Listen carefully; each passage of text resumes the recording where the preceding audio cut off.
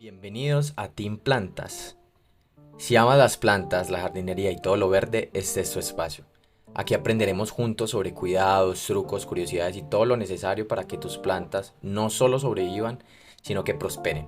Así que ponte cómodo, cómoda, agarra tu regadera y prepárate para sumergirte en el fascinante mundo de la naturaleza. Comenzamos. Bienvenidos a este nuevo episodio del podcast Team Plantas. Me emociona mucho poder compartir con ustedes conocimiento, experiencias, información que sea de mucha utilidad. Antes de empezar este episodio me gustaría dar algunos anuncios importantes.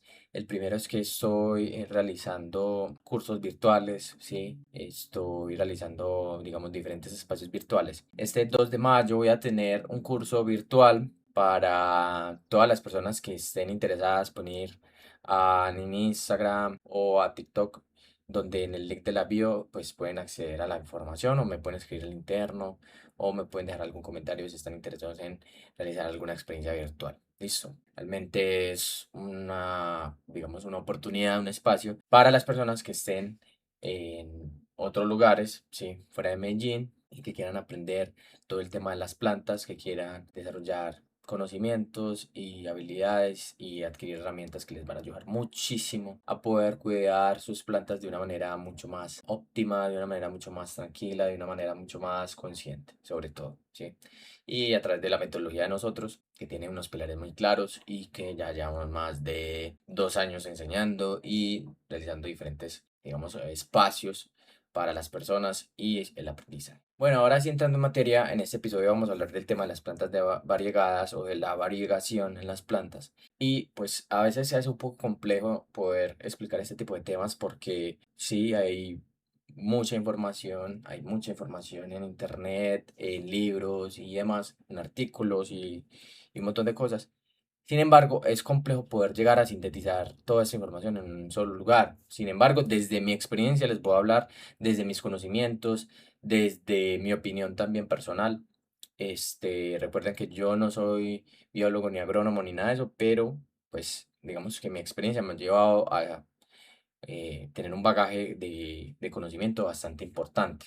Entonces, antes de entrar como en el tema de la variegación en sí como tal, debemos entender primero el tema de la luz, ¿sí? Recuerden que la luz es una forma de radiación electromagnética, un tipo de energía que viaja en forma de onda, ¿cierto? Hay otros tipos de radiación electromagnética que podemos encontrar en nuestra vida diaria o en general, por ejemplo las de radio que son muy comunes, las microondas y rayos X y todo eso. Muchas veces la capacidad de percepción de nosotros, capacidad de poder ver por ejemplo, partículas, pues es complejo, ¿cierto? Y son, digamos que, ondas que viajan en el espectro electromagnético con ciertas longitudes, unas más cortas, otras más largas, con ciertos comportamientos específicos, con distintas distancias, distintos tipos de gamas, como características, pues que les digo, de longitudes de onda, como se muestra pues como en lo que podemos entender, por ejemplo, ondas de radio que son más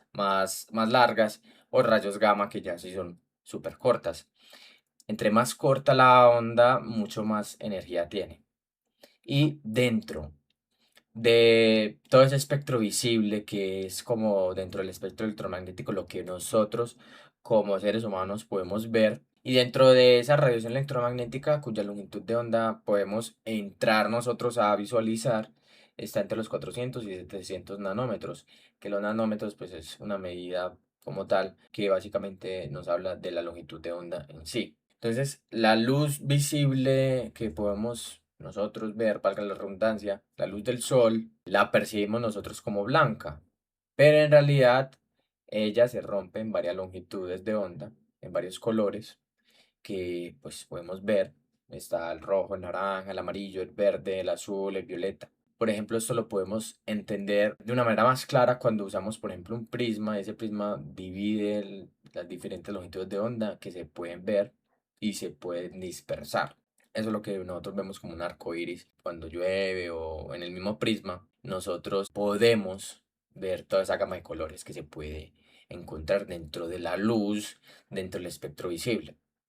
Entonces, como les decía, la luz roja, por ejemplo, tiene una longitud más larga, menos cantidad de energía, mientras que la luz violeta tiene una longitud más corta y más energía. Ahora, dentro de lo que podemos entender ahora en las plantas como tal, en la fotosíntesis, la energía solar se convierte en energía química mediante organismos como tal fotosintéticos. Sin embargo, en la fotosíntesis, ya sabemos, bueno, energía lumínica, energía química, se transforma eso en azúcares, pero entonces en la fotosíntesis no se usa de igual manera o como en su totalidad todas las longitudes de onda como tal del Sol, ya que los organismos, digámoslo así, fotosintéticos contienen moléculas llamadas pigmentos, que son las que absorben esas longitudes de onda específicas de la luz visible, mientras que reflejan otras. Entonces, dentro de esos pigmentos como tal, nosotros podemos encontrar el más común y el que siempre oímos mencionar, la clorofila. Y podemos encontrar diferentes también tipos de clorofila, clorofila A, B, C y D. Las dos más principales, la A y la B. Entonces, dentro de esos pigmentos también que podemos encontrar están los carotenos. Esos son algunos pigmentos que nosotros podemos mencionar. El conjunto de longitudes de onda que un pigmento no absorbe se refleja. Y esa luz reflejada es lo que vemos nosotros como color. Entonces, lo que vemos como color en un objeto, lo que vemos como color en algo visible como tal directamente, es lo que se refleja como tal. En este caso, en las plantas, lo que nosotros percibimos como el color verde es esa longitud de onda que se refleja. En este caso, dentro de ese rango, pues el verde. Se queda la planta principalmente con longitudes tirando más anaranjadas, rojas o violetas y azules. Eso son las longitudes de onda que la planta realmente pues puede absorber y son las que ella usa como tal dentro del proceso de la fotosíntesis. Entonces la clorofila A y B reflejan la luz verde. Por ejemplo, los carotenoides son un grupo muy importante que absorben la luz, pues violeta, por ejemplo, y verde azulado. Entonces, los carotenoides como tal encontrados, por ejemplo, nosotros en frutos como el rojo en el tomate, que es el licopeno, el amarillo de las semillas de maíz, por ejemplo, el zeaxantina, perdón, porque son nombres complejos de pronunciar, o el naranja de una cáscara de fruta como tal, el caroteno como específicamente, se utilizan como por ejemplo en la naturaleza en sí, los colores, las texturas, las formas, los tamaños, todo es un proceso evolutivo de adaptación y en este caso, el color, hablando específicamente del color, se usa como avisos para atraer animales, por ejemplo, polinizadores o dispersar semillas. En la fotosíntesis, los carotenoides ayudan a capturar la luz, pero también tiene una función como importante para deshacerse del exceso de energía luminosa. Por ejemplo, plantas que están más en exterior o que reciben luz directa, mucha luz directa, entonces recibe una cantidad enorme de energía para que entonces la planta pueda soportar esa cantidad de energía. Si no se gestiona adecuadamente, la planta se puede dañar su maquinaria fotosintética. Entonces, esos carotenoides de los cloroplastos, que son las estructuras como tal donde están esos pigmentos también, ayudan a absorber ese exceso de energía y dispersarla como calor. Entonces es un mecanismo de defensa o un mecanismo más bien de adaptación de la planta para soportar ese tipo de cantidad de energía. Ahora, si nosotros, por ejemplo, ya empezamos a hablar de la variegación en las plantas, que pues también eso se ha vuelto algo muy popular últimamente. Todo el mundo quiere plantas variegadas y que, bueno, también tienen un alto valor ornamental y una gran oferta. Entonces, bueno, también eso se ve reflejado en los precios de ellas y también porque son plantas más bien escasas. No es como que sea tan común en la naturaleza, pero también pues ahí están, ahí están. Pero digamos que nosotros podemos hablar de que la variegación en sí es cuando nosotros vemos en las hojas o en los tallos diferentes tonalidades, no solamente por ejemplo el verde, como ya hablamos de la clorofila, sino que podemos ver blanco, podemos ver rosado, amarillo, rojo, no sé, morado. Entonces, esas son plantas que se conocen como variegadas, tienen más de una tonalidad. Entonces, ¿eso qué quiere decir? Que esas zonas, básicamente, donde no está el verde, pues le hace falta clorofila exactamente. Eso quiere decir que no están absorbiendo tanta luz como otras plantas. que ya sabemos, y vuelvo y repito, la clorofila va a ayudar a las plantas durante la fotosíntesis a absorber esa energía, pues la luz, la energía, que es tan vital para la planta, ya que pues de esta forma ella también puede hacer sus procesos metabólicos, crecer y desarrollarse. Entonces, ¿cómo puede generarse esa variegación? Pues la variegación puede generarse o producirse por diferentes factores. Por ejemplo, el más común es como una mutación, hablando de mutaciones genéticas, ¿sí? Otro tema puede ser las infecciones virales, cambios ambientales, incluso estrés, dependiendo de la causa pues, de la variación, puede ser estable o temporal, o uniforme o irregular. Entonces, cuando hablamos de una variegación estable, es cuando una planta como tal no va a perder su variegación. Algunas plantas que podemos encontrar con una variegación estable son, por ejemplo, el philodendron, Ring of Fire, el Syngonium Pink Splash o comúnmente como llamamos el potos dorado, golden potos, ese también podemos encontrar ese tipo de variegación, pero también hay otro tipo de variegación que es más inestable, lo que significa que puede perder esas manchas variegadas como tal y volver a su verde natural o a su estado natural, entre comillas. Algunas plantas que podemos encontrar con esta variegación inestable, por ejemplo la Monstera variegata, el Philodendron Pink Princess, el Cingonio Aurea variegata, o bueno, otras plantas más. La variegación vírica, otro tipo de variegación, es mediante ya virus específicos que la planta pues llega a adquirir, que destruyen los pigmentos de las hojas, en este caso el verde, y no solo de las hojas, de las flores también. Estos virus principalmente pueden generarse a través de infestaciones de plagas o por plagas como tal, por ejemplo, pulgones o cochinilla, mosca blanca. No hay cura como tal para esta enfermedad, así que lo mejor es prevenirla mediante el control de la plaga como tal. Además de que la plaga en sí también va a afectar la vitalidad de la planta, obviamente, entonces sí o sí hay que atacar la plaga como tal, obviamente con un proceso adecuado. Entonces es importante a nosotros y tener la intención de ir a comprar una planta, pues si nosotros podemos ver que está la planta variegada, bien, se ve bonita, pero muchas veces no tiene que ser así o no necesariamente tiene que ser variegada, sino que ha tenido un virus. Entonces es importante revisar la planta porque la mayoría de veces la planta presenta algunas manchas como tal debido a enfermedades, como les digo, a plagas o por ejemplo también a falta de nutrición. Entonces no siempre que haya una planta variegada quiere decir que pues sea variegada como tal. Ahora, yo te puedo decir en este momento cuáles son, digamos que esos requerimientos importantes a tener en cuenta dentro de los cuidados de este tipo de plantas, porque tienden a ser plantas mucho más exigentes y mucho más delicadas que una planta común. Entonces son mucho más sensibles, mucho más exigentes, ya que por ejemplo al no tener clorofila pues necesitan mucha más luz, necesitan mucho más nutrientes para poder realizar la fotosíntesis. Otro inconveniente como tal es la vulnerabilidad de la planta como tal a plagas y enfermedades, ya que al tener células con distintos genotipos pueden ser más susceptibles a infecciones o a mutaciones. Entonces requiere más cuidados y atención que una planta normal. Entonces eso hay que tenerlo muy en cuenta.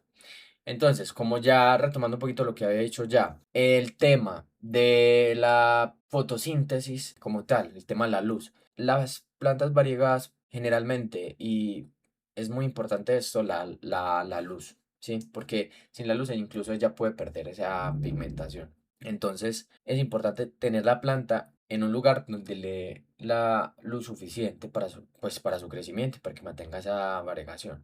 ¿Dónde? Puede ser cerca a una ventana, puede ser cerca a la fuente de luz lo más cerca posible, pero de manera indirecta, ¿sí? Porque si vemos, por lo general, todo este tipo de plantas son más en interior o las cultivamos en interior, no todas, pero sí la gran mayoría o muchas de ellas las podemos encontrar en interior. Entonces, la idea es que cuidar esta pigmentación, ya que es igual si recibe demasiada luz, pues se puede afectar, se pueden quemar las hojas, la planta no va a resistir pues esa cantidad de energía ni esta luz, entonces lo ideal es que reciba luz indirecta pero brillante. En tema del riego, pues el agua aquí obviamente también cumple una función muy importante dentro de la fotosíntesis, dentro también de la absorción de minerales y todo eso.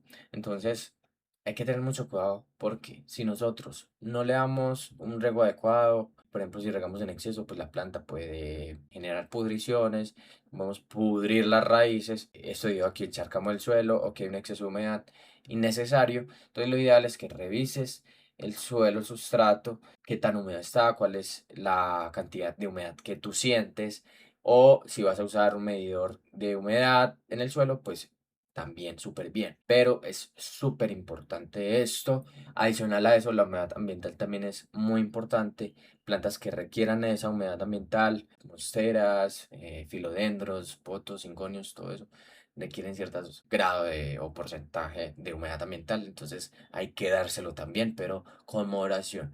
Todo en este mundo de las plantas es con equilibrio, moderación y sobre todo entendiendo las necesidades específicas de cada una de nuestras plantas. Lo otro es mantener una temperatura estable también. Las plantas, pues como variegadas en sí, como te digo, son muy sensibles a los cambios abruptos de temperatura, a los cambios en general. Se estresan mucho, entonces pueden verse perjudicadas por la temperatura también. Entonces, asegúrate de que en el clima donde estás o en el microclima donde tienes la planta sea el óptimo para ella y no estés cambiándola de un lugar a otro todo el tiempo o tener en cuenta de que si la tienes en un lugar en ese momento y la vas a llevar a otro, pues puedes sufrir un estrés. O si estás en una zona donde está cambiando totalmente la temperatura, entonces ten en cuenta de que es mejor tenerla en un lugar donde pueda tener una estabilidad en la temperatura. Muchas plantas, como ya estamos hablando, pues que ya he mencionado, son plantas de lugares tropicales o subtropicales. Entonces son temperaturas altas o pues relativamente altas.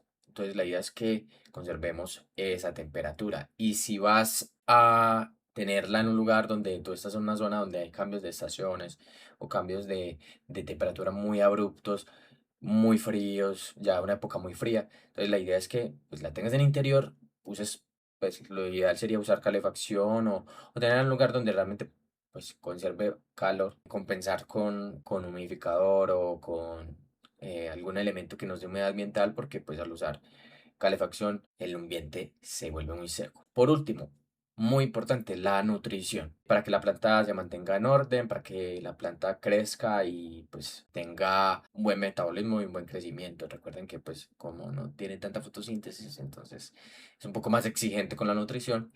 Sin embargo, pues no excedernos con el nitrógeno, porque el nitrógeno ya saben que es importantísimo para, pues para la clorofila en sí, para esa molécula. Entonces, si nosotros nos excedemos, puede producir un exceso de clorofila dentro de la planta. Entonces, eso va a hacer que la planta se vuelva mucho más verde. Entonces, tener muy en cuenta esto. Lo ideal es que sea un fertilizante, pues más bien balanceado o con un nitrógeno, pues adecuado, no es muy alto, porque muchos fertilizantes, la mayoría o muchos más bien, tienen mucho nitrógeno, ¿sí? Mucho porcentaje de nitrógeno que realmente pues es complejo, ¿sí? Entonces, antes de cambiar la nutrición o mirar esa parte de la nutrición, mira muy bien qué necesita la planta y toma la decisión basándote más bien en la información del cuidado específico de esa planta y las necesidades específicas nutricionales de la planta como tal.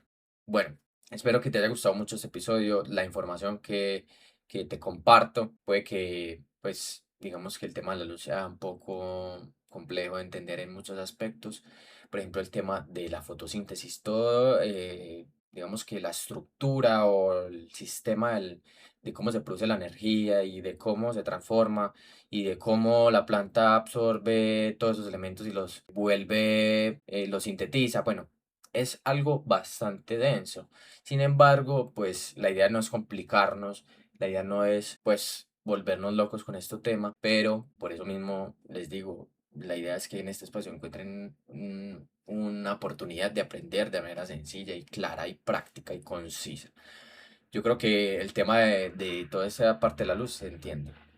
Y espero que con el tema de las plantas variegadas, pues puedas tener mucha más claridad, puedas empezar a cuidar estas plantas con menos miedo, porque muchas veces cuando vemos una planta variegada, la vemos como rara, ¿cierto? Entonces, como es diferente, entonces ahí mismo pensamos, no, es más complicada, entonces es imposible, o es más complicada, o es rara, entonces más bien ni compro esa planta, o me da miedo tener esa planta porque se ve como muy delicada. Pero como les digo, todo se basa en entender las necesidades de las plantas. Todos se basan en entender cómo se comporta esa planta, si hay algún problema, algún inconveniente, interpretar ese problema, analizarlo, tomar decisiones y tomar decisiones basadas en conocimiento y en conciencia de lo que estamos haciendo. Bueno, espero que te haya gustado mucho este episodio. Compártelo con un amigo que le pueda interesar este tema. Dale like, comenta si tienes algún comentario que hacer y nos veremos en otro episodio. Chao, chao.